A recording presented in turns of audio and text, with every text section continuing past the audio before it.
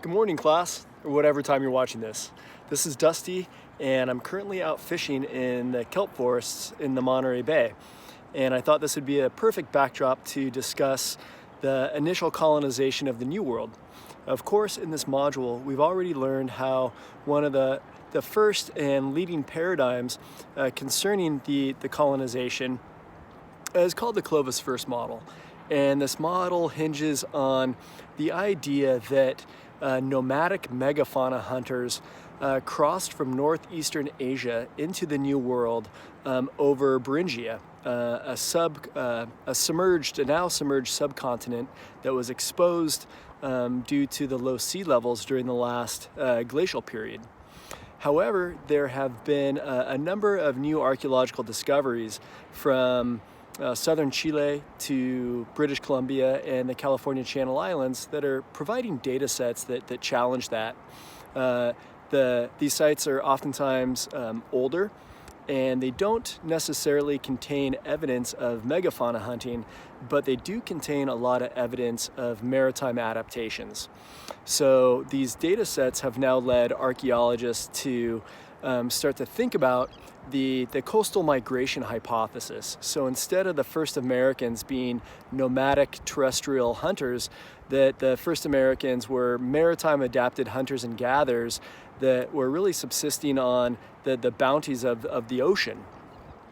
Now, if we take a look at the dates, what's apparent is the colonization was relatively rapid. And that's been a big question for archaeologists.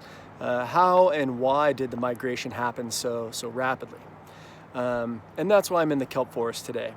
Archaeologists working with marine scientists have looked at the kelp forests as being a very rich ecosystem and a relatively homogeneous ecosystem that stretches from northeastern Asia through the North Pacific and down the west coast of the United States into central Mexico, or at least central Baja.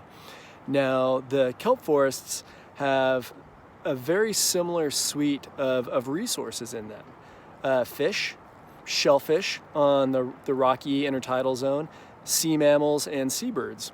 So that being said, if hunters and gatherers were adapted to maritime subsistence patterns in, say, northern Japan, they were pre-adapted for life on the ocean and exploiting coastal resources in British Columbia, off the coast of Washington, California, all the way to central Baja.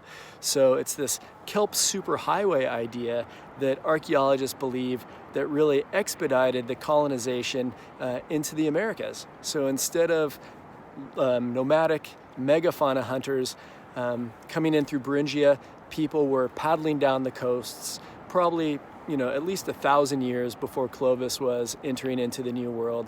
And instead of targeting mammoths and mastodons and short-faced bears and all those other megafauna, they were fishing, they were harvesting shellfish and exploiting sea mammals.